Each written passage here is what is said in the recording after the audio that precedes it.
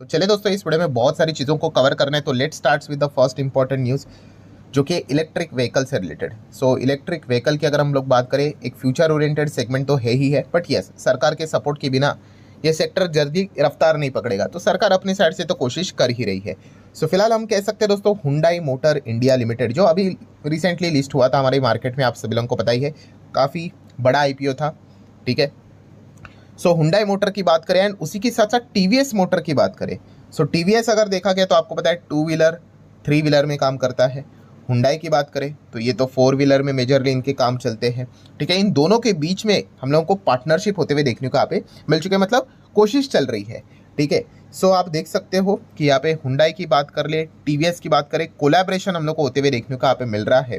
ठीक है, एंड जो ये हम लोग को ऑटो एक्सपो 2025, ये जो शो हम लोग को देखने को यहाँ पे मिल जाते हैं, प्रोग्राम देखने को मिल जाते हैं, ये इवेंट देखने को मिल जाता है, इसमें इन कंपनी ने क्या बोला है देखिए कि Hyundai motor and TVS motor are exploring a partnership. ठीक है, सो कोशिश यहाँ पे होने वाली है किस चीज़ को लेकर, टू मैन्युफैक्चर, बनाएंगे, क्या बनाएंगे, इलेक्ट्रिक गाड़ियाँ। कौन सी, 3 wheeler and micro 4 wheeler for the last mile mobility solution.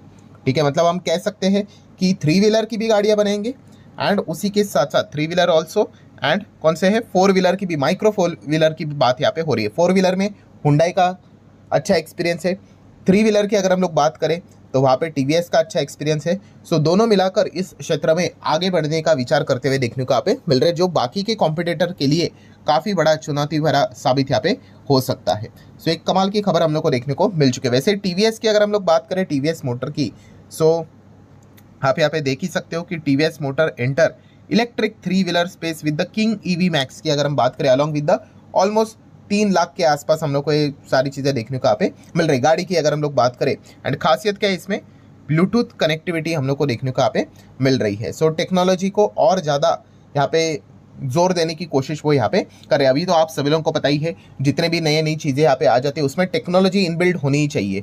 ठीक है, तब तब जाके हम कह सकते हैं कि इस प्रकार की चीज़ें कमर्शियल एक्टिविटी के लिए भी बहुत ही ज़्यादा फिजिबल हो जाती है। सो वही चीज़ वो फिलहाल तो फोकस में यहाँ पे रख के आगे बढ़ रहे हैं।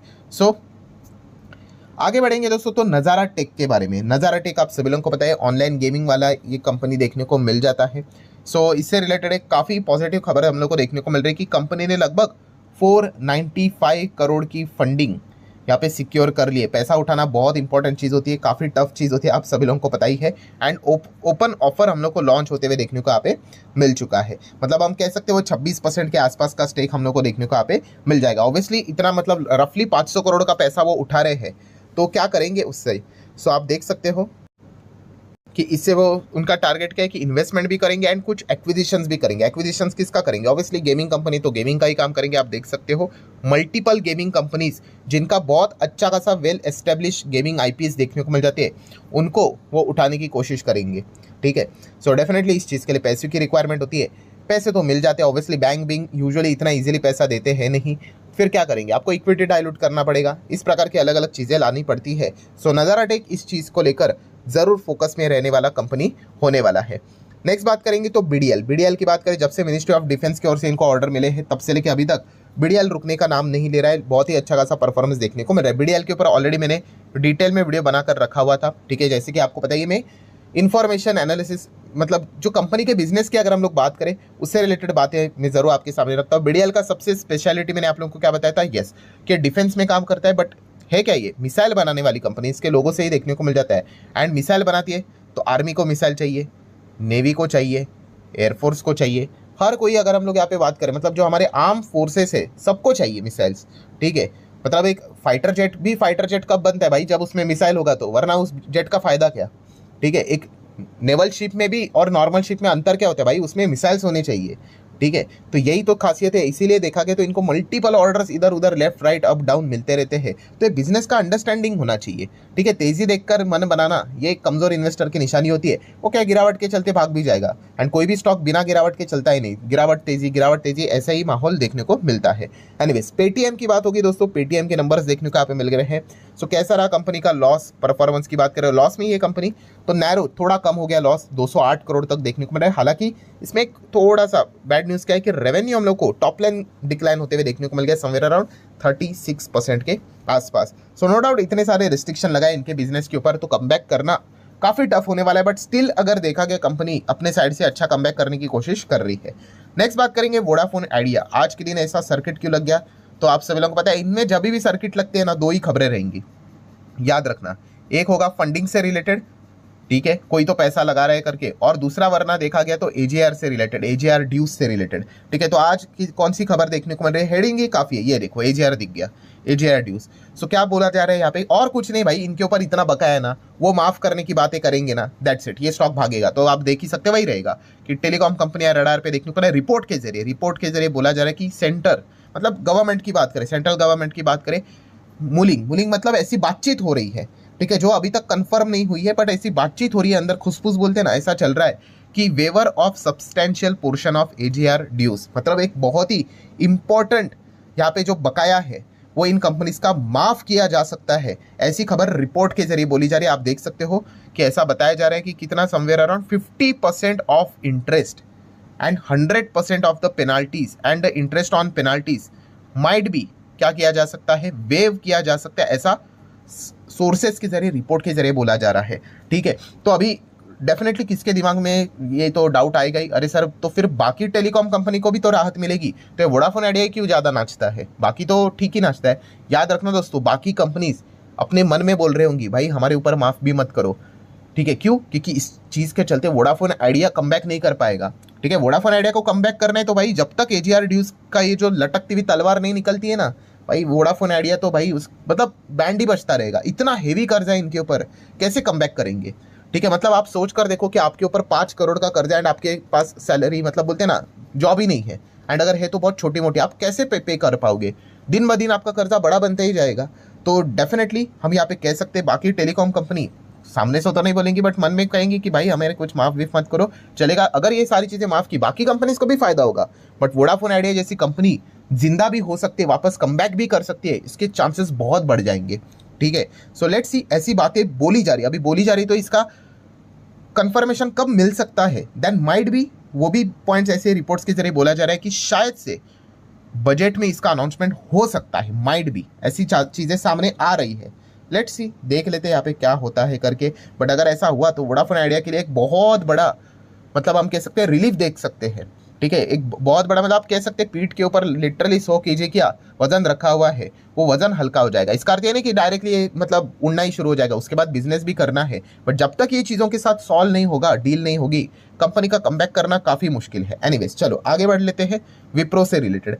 सो विप्रो तो वो एजीआर बोल रहा हूँ अभी, एडीआर की अगर हम लोग बात करें, ठीक है, अमेरिकन डिपॉजिटरी रिसिप्ट, फ्राइडे के दिन तो उन्होंने नंबर के बाद रिएक्शन दिखाया था अच्छा। सो अगर हम यहाँ पे बात करें तो आज आप देख सकते हो कि अच्छा खासा परफॉर्मेंस वो पास ऑन होते हुए देखने को मिल गया, 7% के आसपास, 6.5% के आसपास तेजी देखने को मिल गई मार्केट को, विप्रो के नंबर अच्छे लगे।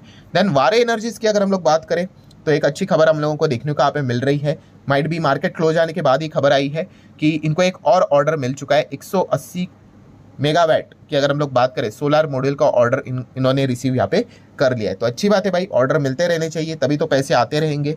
देन Q3 के रिजल्ट्स की बात कर ले दोस्तों, तो गुजरात होटल लिमिटेड, इस कंपनी ने कमाल कर दिया, सर्किट भी ऑलमोस्ट लगते हुए देखने को मिल गया, ठीक है, मतलब सर्किट ही लग गया, आप अपर सर्किट ऐसा ही पकड़ कर चल सकते हैं, ऐसा क्या हो गया। तो इतने छोटे कंपनीज ने धुआंधार परफॉर्मेंस दिखा दिया, ठीक है, 131% का इनका पैट जंप करते हुए देखने को मिल गया, बहुत ही लाखों में खेलती थी, करोड़ में आ गई कंपनी, तो एक अच्छा बेनिफिट इस कंपनी को मिलते हुए देखने को मिला, इसलिए तेजी देखने को मिल गई। जेएफएस की बात करें, जियो फाइनेंशियल सर्विसेज, इनके भी रिएक्शंस देखना बाकी थे आज के दिन नंबर के प्रति। वैसे तो कोई खास एक्साइटमेंट तो नहीं था, बिकॉज कंपनी स्टिल अभी भी आपको पता ही ये सारी चीज़ें वर्किंग प्रोग्रेस में ही चल रही है, ठीक है। तो फ्लैटिश ही परफॉर्मेंस था, ईयरली क्वार्टरली कंपैरिजन का कोई सेंस बनता ही नहीं है, because of dividend adjustment already आपको बता के रखा हुआ था। सो ये था रिएक्शन, नॉर्मली 1-1.25% की गिरावट देखने को मिली है, ठीक है, पहले बहुत ज़्यादा थी, बाद में थोड़ी सी बाइंग भी देखने को मिली थी। एनीवेज देन आ जाते हैं आखिरी पॉइंट के ऊपर, कल्याण ज्वेलर्स, काफ़ी ज़्यादा ये चर्चे में हम लोग को देखने को मिल रहा है पिछले टाइम से। आप देख सकते हो 6 महीने से तो अच्छा कर रहा था, बट अभी पिछला कुछ 1 महीना इनके लिए काफ़ी टफ रहा। आप देख सकते हो टॉप लेवल से 30-40% तो उड़ ही गया स्टॉक, ठीक है। सो देखा गया तो इसके ऊपर मैंने डिटेल में वीडियो भी बनाया था कि क्या बातें बोली जा रही हैं सोशल मीडिया के ऊपर, स्पेकुलेशंस भी आप यहाँ पे कह सकते हो। तो कंपनी ने अपनी साइड से क्लैरिफिकेशन दिया, कल्याण ज्वेलर्स ने। देन उसके बाद जो स्पेकुलेशन में और एक पार्टी का नाम सामने आ रहा था, ठीक है, मोतीलाल ओसवाल की अगर हम बात करें, एएमसी म्यूचुअल फंड की बात करें तो उनका भी नाम बोला जा रहा था, वो बराबरी केस से रिलेटेड। तो उन्होंने भी यहाँ पे अपना क्या दे दिया, क्लैरिफिकेशन दे दिया मोतीलाल ओसवाल ने कि भाई ये प्योर स्पेकुलेशन है, हमारा इसमें कोई भी इन्वॉल्वमेंट है नहीं, ठीक है। और उनके कहने के बाद ही आज के दिन हम कह सकते हैं कि थोड़ा सा पॉजिटिविटी हम लोग को जरूर देखने को मिल चुका है, 5.6% के आसपास तेजी देखने को मिली। एग्जैक्टली क्या बोला मोतीलाल ओसवाल एएमसी ने, आप देख सकते हो, रिस्पॉन्ड टू द रूमर्स। वही रूमर्स कौन से, वही ब्राइबरी एलिगेशन जो यहाँ पे चल रहे थे, ठीक है। तो उसको लेकर उन्होंने यहाँ पे क्या बोला है कि कल्याण ज्वेलर्स में उन्होंने जो इन्वेस्टमेंट यहाँ पे किया है, और जो लोग बोल रहे हैं कि ब्राइबरी से रिलेटेड ये सारी चीज़ें, टोटली ये सारी चीज़ें बेसलेस है, मैलिशियस है, ठीक है, एंड डिफेमेटरी है, ठीक है, मतलब खराब है टोटली, मतलब कोई सेंस की बात है नहीं। ये क्लैरिफिकेशन मोतीलाल ओसवाल एएमसी ने अपनी साइड से रख दिया। उन्होंने कहा कि ये सारी चीज़ें का लक्ष्य केवल एक ही, एम एक ही है कि हमारा जो रेप्यूटेशन है, जो इतने सालों से, डिकेड से हम लोगों ने बिल्ड किया है, उस रेप्यूटेशन को मतलब खराब करना, बस इसलिए इस प्रकार के खबरें मार्केट में यहाँ पे फैलाई जा रही है जिसमें कोई तथ्य की बात है नहीं। सो ये क्लैरिफिकेशन मोतीलाल ओसवाल एएमसी ने अपने साइड से यहाँ पे दे दिया, ठीक है। एंड जैसे कि आपको पता है कल्याण ज्वेलर्स के मैनेजमेंट ने तो ऑलरेडी सेम क्लैरिफिकेशन इसके पहले भी दिया था, ठीक है।